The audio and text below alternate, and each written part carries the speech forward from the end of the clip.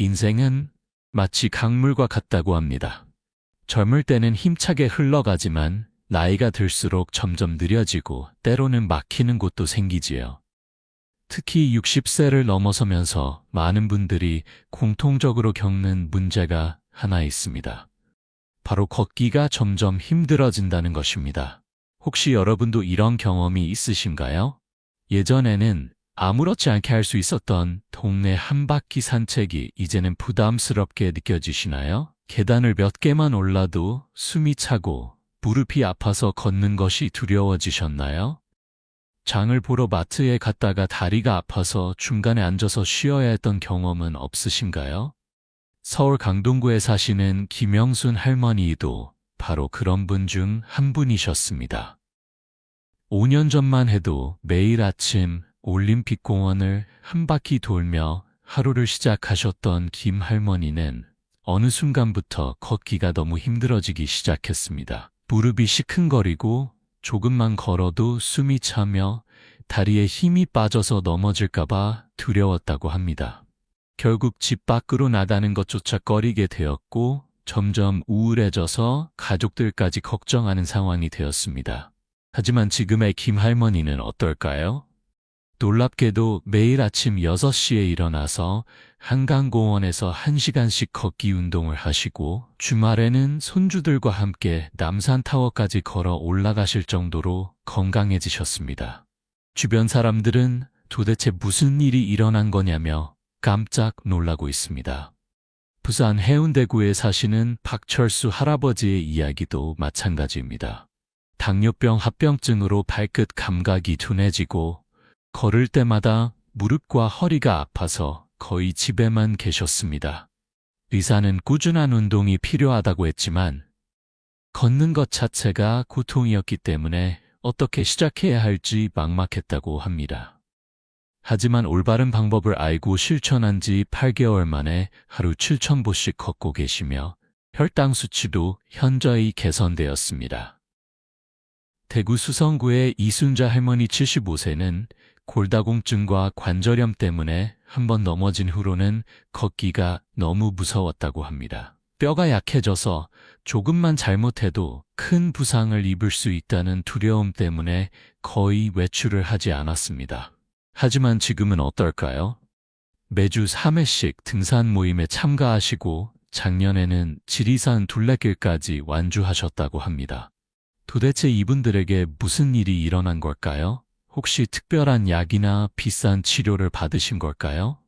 아닙니다. 이분들이 실천한 것은 바로 오늘 제가 여러분께 소개해드릴 5가지 간단하지만 효과적인 건강 비법입니다. 이 방법들은 복잡하거나 어려운 것이 아닙니다.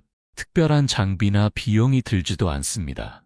누구나 집에서, 동네에서 쉽게 실천할 수 있는 방법들입니다.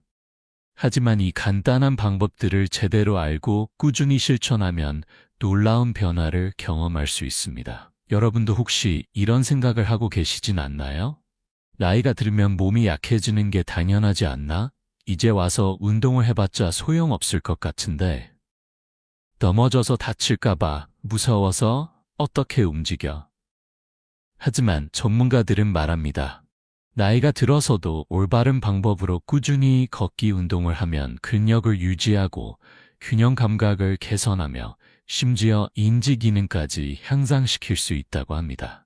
세계보건기구에서도 65세 이상 고령자에게 주 150분 이상의 중등도 신체 활동을 권장하고 있으며 그 중에서도 걷기는 가장 안전하고 효과적인 운동이라고 평가하고 있습니다. 오늘 영상이 도움이 되셨다면 구독 버튼과 좋아요를 눌러주시고 댓글로 여러분의 경험도 나눠주세요. 여러분의 관심과 응원이 더 많은 건강 정보를 전달하는 데 큰 힘이 됩니다. 또한 주변의 어르신들에게도 이 정보를 꼭 알려주시면 감사하겠습니다. 그럼 지금부터 60세 이후 걷기가 힘들 때 반드시 알아야 할 5가지 건강 비법에 대해 자세히 알아보겠습니다. 이 방법들을 차근차근 따라 하시면 분명히 놀라운 변화를 경험하실 수 있을 것입니다. 첫 번째 비법, 올바른 걸음걸이로 무릎과 허리 부담 줄이기. 여러분, 걷기가 힘든 가장 큰 이유 중 하나가 바로 잘못된 걸음걸이 때문이라는 사실을 알고 계셨나요? 많은 분들이 나이가 들면서 몸이 약해지는 것은 어쩔 수 없는 일이라고 생각하시지만 실제로는 잘못된 걷기 습관이 무릎과 허리에 과도한 부담을 주어서 통증을 악화시키는 경우가 매우 많습니다. 인천 남동구에 사시는 최명길 할머니 이야기를 들어보겠습니다. 최 할머니는 몇 년 전부터 무릎 통증 때문에 걷기가 힘들어지기 시작했습니다. 병원에서는 퇴행성 관절염이라고 진단했지만 아직 수술이 필요한 정도는 아니라고 했습니다. 그런데 계속 걷기가 힘들어져서 거의 집에만 계시게 되었고 그러다 보니 근력도 더욱 약해지는 악순환이 반복되었습니다.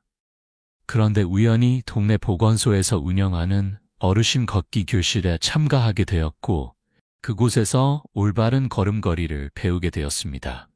놀랍게도 걸음걸이만 바꾸었는데도 무릎 통증이 현저히 줄어들었다고 합니다. 6개월 후에는 매일 30분씩 걷기가 가능해졌고 1년 후에는 주말마다 인천대공원을 한 바퀴 돌 정도로 건강해지셨습니다. 나이가 들면서 우리 몸에는 여러 가지 변화가 일어납니다. 근육량이 줄어들고 관절이 뻣뻣해지며 균형 감각도 떨어집니다. 또한 시력이 나빠지면서 바닥을 제대로 보지 못하게 되고 발끝 감각도 둔해집니다. 이런 상황에서 젊을 때와 같은 방식으로 걷는다면 무릎과 허리, 발목에 과도한 부담이 가해질 수밖에 없습니다. 잘못된 걸음걸이의 대표적인 예를 살펴보겠습니다.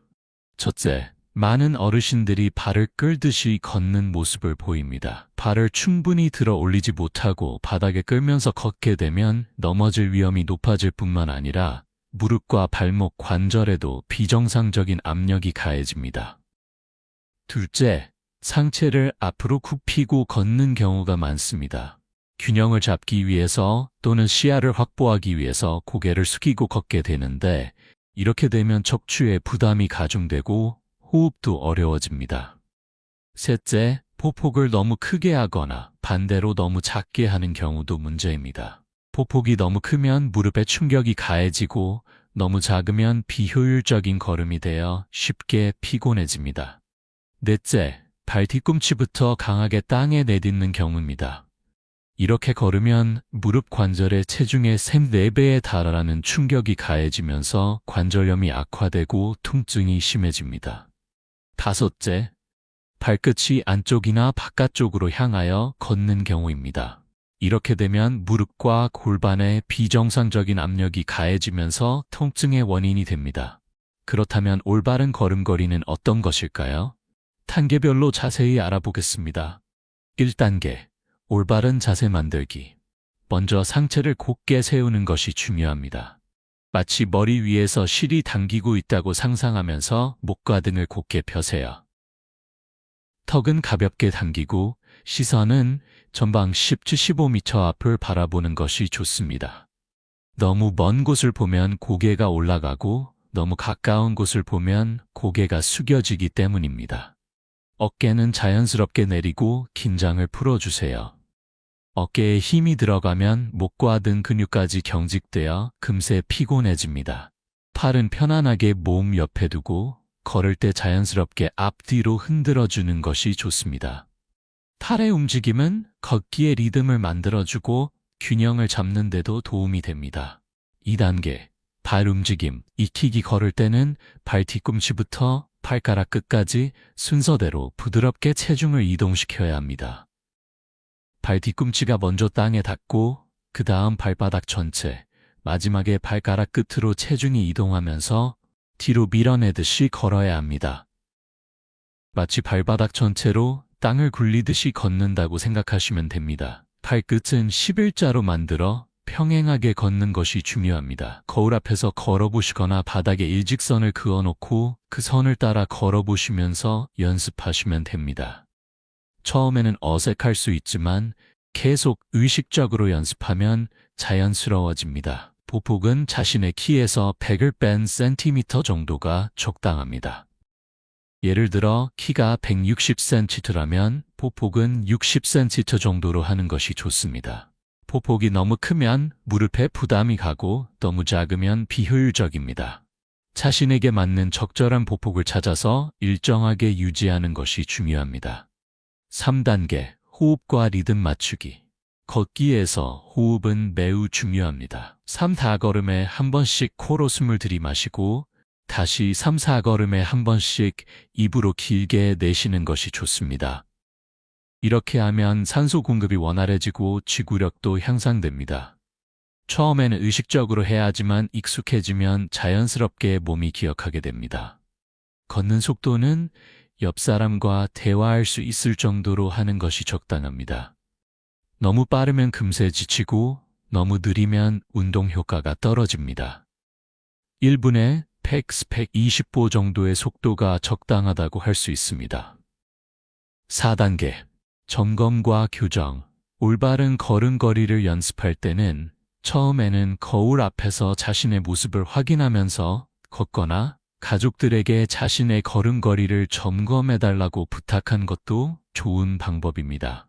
또한 걷는 모습을 동영상으로 촬영해서 확인해보는 것도 도움이 됩니다. 걸을 때 발소리가 너무 크게 나지 않는지도 확인해보세요.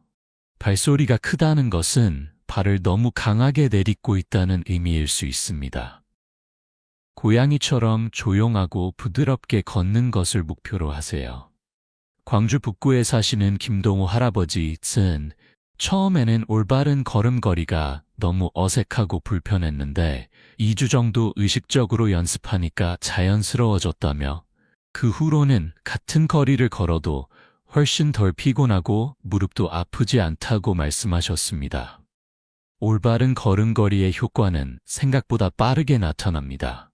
일주일만 제대로 연습해도 걷는 것이 한결 편해지는 것을 느낄 수 있고 한 달 정도 지나면 확실한 변화를 경험할 수 있습니다. 무엇보다 중요한 것은 처음부터 완벽하게 하려고 하지 말고 하나씩 천천히 익혀나가는 것입니다. 2번째 비법, 걷기 전 준비 운동으로 부상 예방하고 효과 극대화하기. 여러분, 젊을 때는 별다른 준비 없이도 바로 뛰어나가서 운동할 수 있었지만 나이가 들수록 몸을 충분히 준비시키는 과정이 매우 중요해집니다.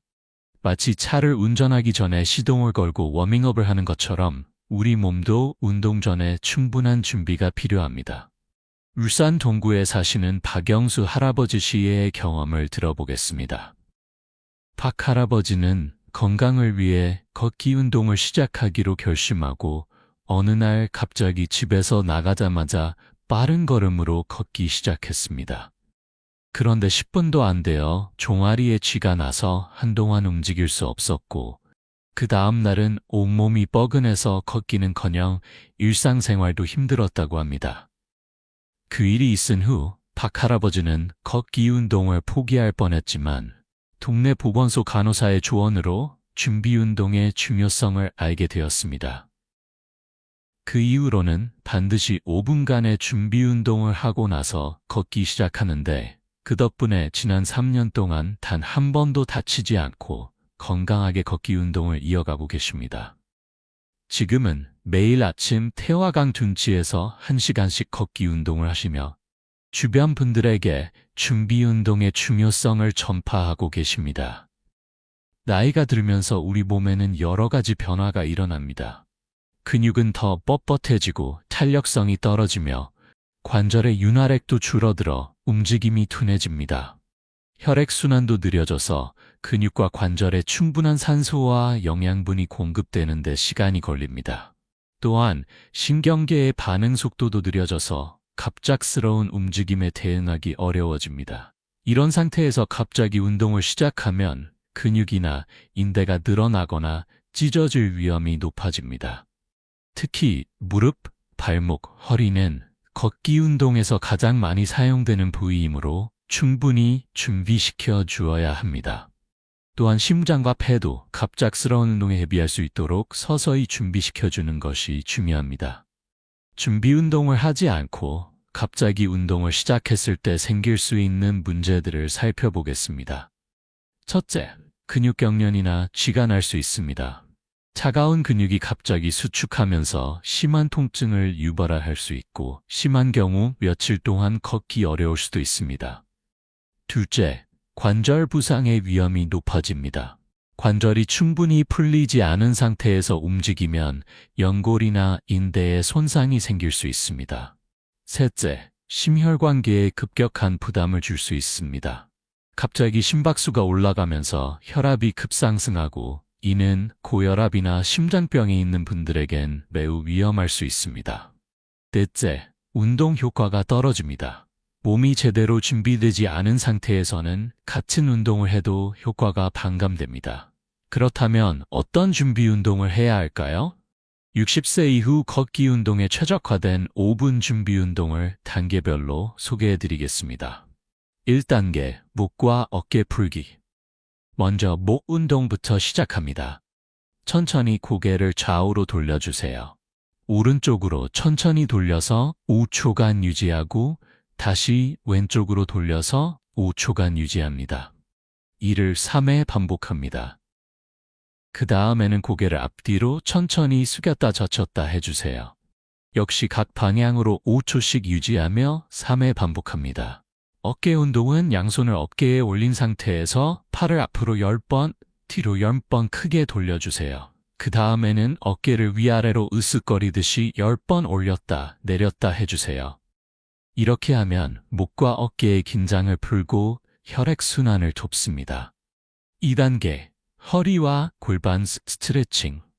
양손을 허리에 대고 상체를 좌우로 천천히 기울여주세요. 오른쪽으로 기울일 때는 왼쪽 옆구리가 늘어나는 것을 느끼면서 10초간 유지하고 반대쪽도 마찬가지로 해주세요. 각 방향으로 3회씩 반복합니다. 그 다음에는 허리를 천천히 돌려주세요. 시계 방향으로 5번, 반시계 방향으로 5번 천천히 돌려주면서 허리 근육을 부드럽게 풀어줍니다.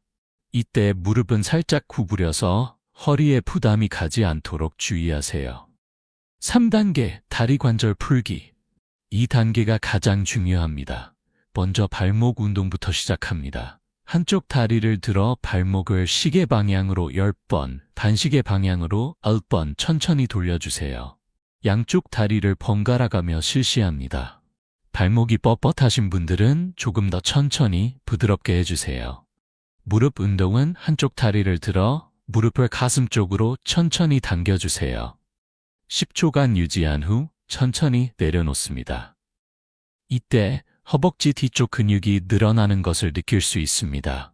양쪽 다리를 번갈아가며 3회씩 실시합니다. 고관절 운동은 다리를 옆으로 천천히 들어 올렸다 내렸다 하는 동작입니다.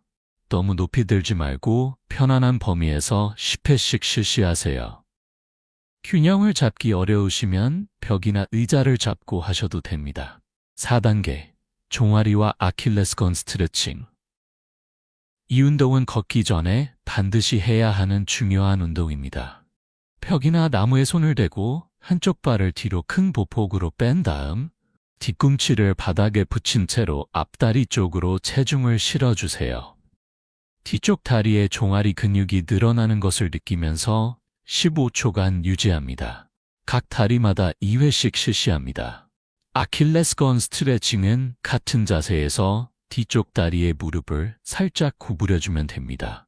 이렇게 하면 아킬레스건과 종아리 아래쪽 근육이 늘어납니다. 역시 15초씩 유지하며 각 다리마다 2회씩 실시합니다.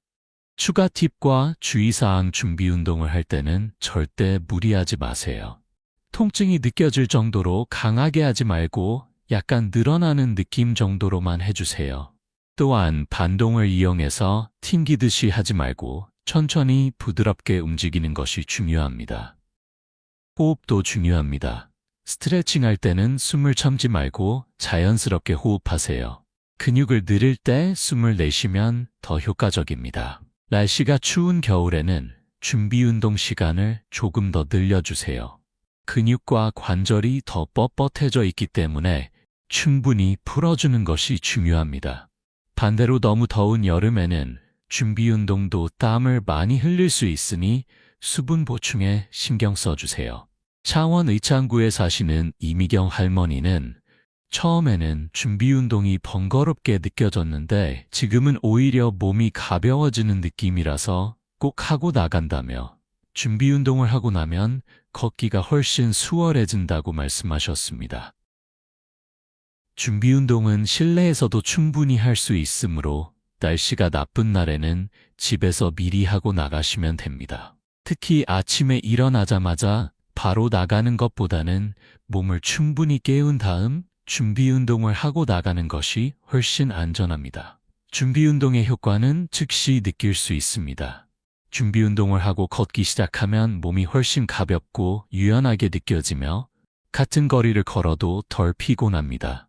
또한 부상의 위험도 크게 줄어들어 안심하고 걷기 운동을 즐길 수 있습니다.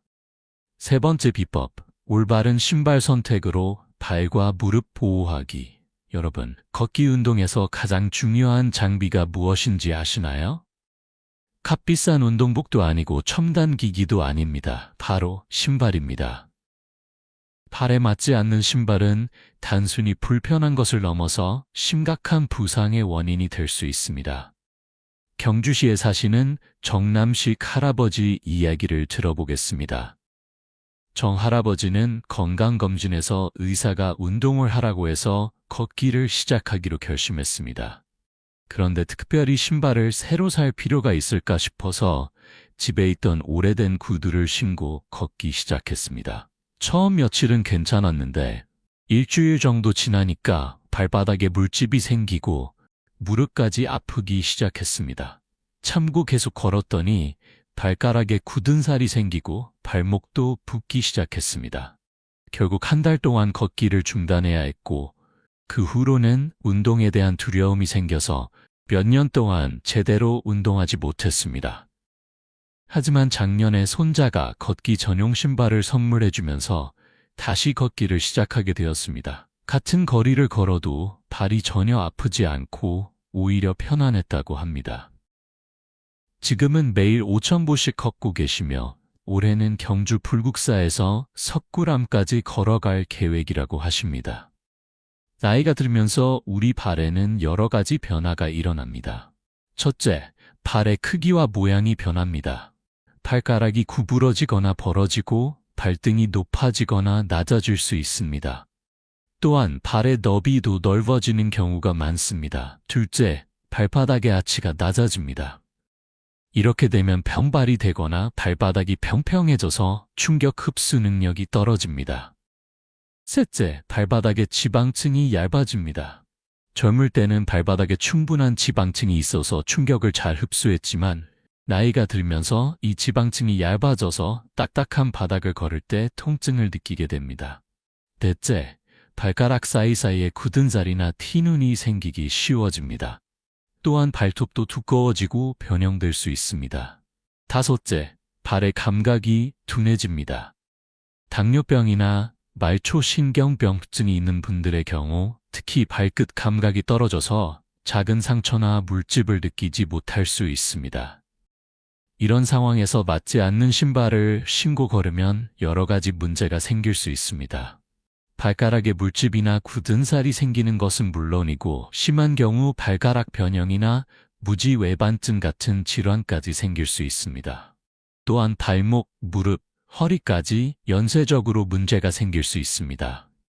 발이 불편하면 자연스럽게 걸음걸이가 변하게 되고 이것이 무릎과 허리에 비정상적인 압력을 가하게 되기 때문입니다. 그렇다면 60세 이후에는 어떤 신발을 선택해야 할까요? 단계별로 자세히 알아보겠습니다. 1단계, 적절한 크기 선택하기. 발은 하루 중 오후가 되면 약간 부어서 커집니다.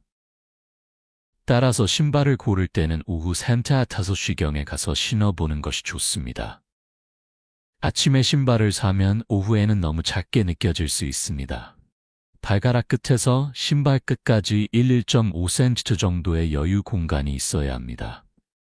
엄지발가락으로 신발 끝을 눌러봤을 때 한 마디 정도 들어갈 공간이 있으면 적당합니다. 너무 여유가 많으면 발이 신발 안에서 움직이면서 오히려 불편할 수 있습니다. 발 너비도 중요합니다. 발등이 너무 조이지 않아야 하고 발가락을 자유롭게 움직일 수 있어야 합니다. 신발을 신고 10분 정도 매장 안에서 걸어보면서 불편한 곳이 없는지 확인해 보세요. 2단계, 쿠션과 지지력 확인하기. 나이가 들수록 발바닥의 지방층이 얇아져서 충격 흡수 능력이 떨어집니다. 따라서 발 뒤꿈치와 발바닥에 충분한 쿠션이 있는 신발을 선택해야 합니다. 손가락으로 밑창을 눌러봤을 때 적당히 푹신하면서도 너무 말랑하지 않은 것이 좋습니다. 발바닥 아치를 지지해주는 부분도 확인해야 합니다. 평발이거나 아치가 높은 발을 가진 분들은 특히 이 부분이 중요합니다. 신발 안쪽에 아치를 받쳐주는 부분이 있는지, 그리고 그 부분이 자신의 발 모양에 맞는지 확인해 보세요. 3단계, 소재와 통기성 고려하기. 신발 소재는 가능하면 천연 가죽이나 통기성이 좋은 메쉬 소재를 선택하는 것이 좋습니다. 인조 가죽이나 비닐 소재는 통기성이 떨어져서 발에 습기가 차고 냄새가 날 수 있습니다. 안쪽 소재도 중요합니다. 부드럽고 습기를 잘 흡수하는 소재로 되어 있어야 합니다. 거친 소재는 발에 마찰을 일으켜 물집이나 굳은 살의 원인이 될 수 있습니다. 4단계, 밑창의 기능 확인하기. 걷다가 넘어지는 것을 방지하기 위해 밑창이 너무 매끄럽지 않고 적당한 마찰력이 있는 신발을 선택하세요. 특히 비 오는 날에도 안전하게 걸을 수 있는지 확인해 보는 것이 중요합니다. 밑창의 굽 높이도 중요합니다. 너무 평평한 신발도 좋지 않지만 굽이 너무 높은 신발은 더욱 위험합니다. 2-3cm 정도의 낮은 굽이 있는 신발이 걷기에 가장 적합합니다. 5단계, 발목 지지력과 착화감 확인하기. 발목이 약하신 분들은 발목까지 감싸주는 하이탑 신발을 고려해 볼 수 있습니다. 하지만 너무 딱딱하면 오히려 발목 움직임을 방해할 수 있으므로 적당한 지지력을 가진 것이 좋습니다. 신발끈이나 벨크로 등으로 조절할 수 있는 신발이 좋습니다. 발이 부었을 때나 양말의 두께에 따라 조절할 수 있기 때문입니다. 너무 꽉 조이거나 느슨하지 않도록 적절히 조절하는 것이 중요합니다. 전주 완산구에 사시는 김순희 할머니는 좋은 신발을 사는 것이 처음에는 비싸다고 생각했는데 발이 편해지니까 걷는 것도 즐거워지고 건강도 좋아져서 오히려 돈을 아낀 셈이라고 말씀하셨습니다. 신발 관리와 교체 시기. 좋은 신발을 샀다고 해서 끝이 아닙니다. 적절한 관리와 교체가 필요합니다. 매일 같은 신발을 신지 말고 2-3켤레를 번갈아 가며 신는 것이 좋습니다. 신발이 충분히 건조될 시간을 주어야 하고 쿠션도 원래 모양을 회복할 시간이 필요하기 때문입니다. 신발 안에 제습제나 신문지를 넣어서 습기를 제거하고 정기적으로 통풍이 잘 되는 곳에서 말려주세요. 냄새가 날 때는 베이킹 소다를 뿌려두었다가 털어내면 도움이 됩니다. 신발의 교체 시기도 중요합니다. 밑창이 많이 닳았거나 쿠션이 꺼져서 복원되지 않는다면 적절한 시기에 교체해야 합니다. 일반적으로 매일 걷는 분들의 경우 6개월에서 1년 정도가 교체 시기입니다. 네 번째 비법, 점진적 운동량 증가로 체력 향상시키기. 여러분, 운동을 시작할 때 가장 많이 하는 실수가 무엇인지 아시나요? 바로 처음부터 너무 무리하게 시작하는 것입니다. 건강해지고 싶은 마음이 급해서 갑자기 많은 운동을 하려고 하지만 이는 오히려 독이 될 수 있습니다. 안산 단원구에 사시는 조영희 할머니 68세의 이야기를 들어보겠습니다. 조 할머니는 건강검진에서 당뇨병 전 단계라는 진단을 받고 깜짝 놀랐습니다. 의사는 식이요법과 함께 꾸준한 운동을 하라고 권했습니다. 건강에 대한 위기감을 느낀 조 할머니는 다음 날부터 바로 매일 2시간씩 걷기 시작했습니다. 처음 이틀은 괜찮았는데 셋째 날부터 무릎이 아프기 시작했고 일주일 후에는 걷기는커녕 계단도 제대로 오르내릴 수 없을 정도로 무릎이 부어올랐습니다. 병원에 가니 무리한 운동으로 인한 관절염 악화라는 진단을 받았고 한 달 동안 안정을 취해야 했습니다.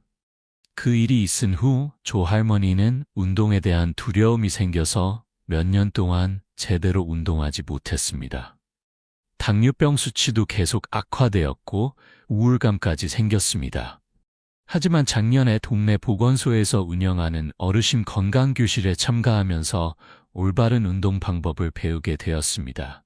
이번에는 하루 10분부터 시작해서 천천히 운동량을 늘려갔습니다.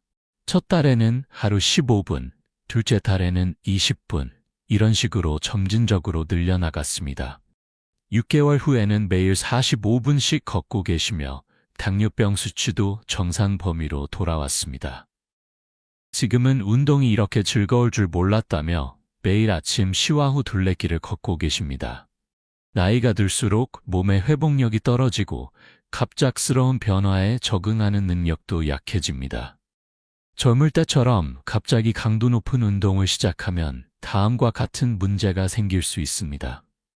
첫째, 근육이나 관절에 손상이 생길 수 있습니다. 오랫동안 사용하지 않았던 근육을 갑자기 많이 사용하면 근육 파열이나 관절 손상이 생길 위험이 높습니다. 둘째, 심장과 폐에 무리가 갈 수 있습니다. 갑작스러운 운동으로 심박수가 급격히 올라가면 심혈관계에 부담을 줄 수 있습니다. 셋째, 운동에 대한 부정적인 인식이 생길 수 있습니다. 무리한 운동으로 부상을 당하거나 너무 힘들면 운동 자체를 기피하게 될 수 있습니다. 넷째, 효과가 지속되지 않습니다. 갑자기 많은 운동을 시작해도 몸이 적응하지 못해서 금세 포기하게 되는 경우가 많습니다. 그렇다면 어떻게 운동량을 늘려가야 할까요? 60세 이후에 적합한 12주 점진적 걷기 프로그램을 소개해 드리겠습니다. 1, 2주차 기초 다지기 단계. 목표, 걷기 습관 만들기. 운동 시간, 운동 강도, 천천히 걷기. 주의사항, 피곤하거나 숨이 차면 즉시 휴식. 이 단계에서는 운동 강도보다는 걷는 습관을 만드는 것이 가장 중요합니다. 집 주변을 천천히 산책하는 정도면 충분합니다. 걸은 후에 피곤하거나 다음날 몸이 아프면 안 됩니다. 만약 그렇다면 시간을 더 줄이거나 휴식일을 늘려야 합니다. 매일 걸어야 한다는 부담을 갖지 마세요. 일주일에 3, 4번 정도로 시작해서 몸이 적응되면 점차 늘려가면 됩니다. 날씨가 나쁜 날에는 실내에서 제자리 걷기를 하거나 아예 쉬어도 괜찮습니다. 3, 4주차 적응 단계. 목표, 운동 시간 늘리기. 운동 시간 하루 15, 20분. 운동 강도 약간 빠른 걸음. 주의사항, 무릎이나 발목 통증.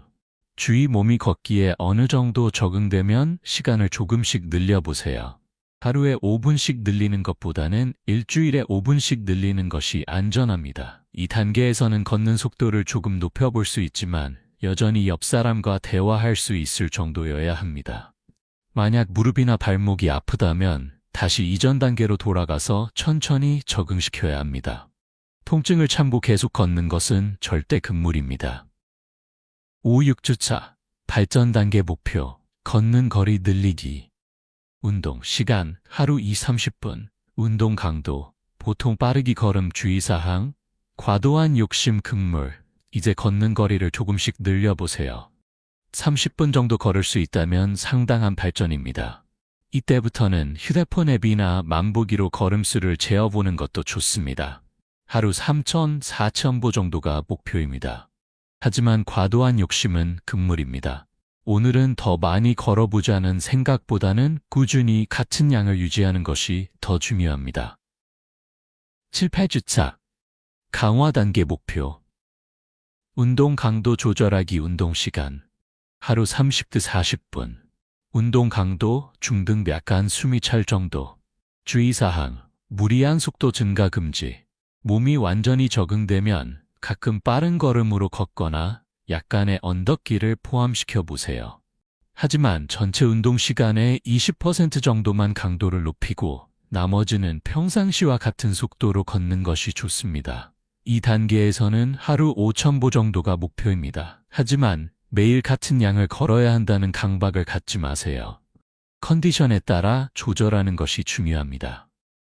90주차 안정화 단계 목표.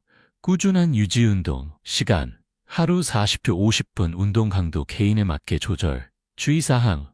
몸의 신호에 귀 기울이기.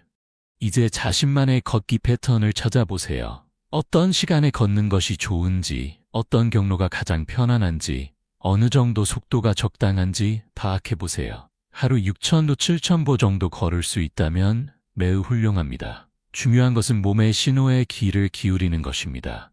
평소보다 피곤하거나 관절이 아프다면 운동량을 줄이거나 하루 쉬는 것도 필요합니다. 11, 12주차. 완성 단계 목표. 자신만의 운동 패턴. 완성. 운동 시간. 하루 50, 60분 또는 개인 목표. 운동 강도. 다양하게 조절. 주의사항.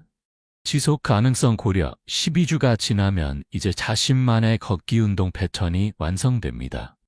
매일 같은 양을 걷기보다는 일주일 단위로 계획을 세우는 것이 좋습니다. 예를 들어 평일에는 40분씩 걷고 주말에는 1시간씩 걷는 식으로 조절할 수 있습니다.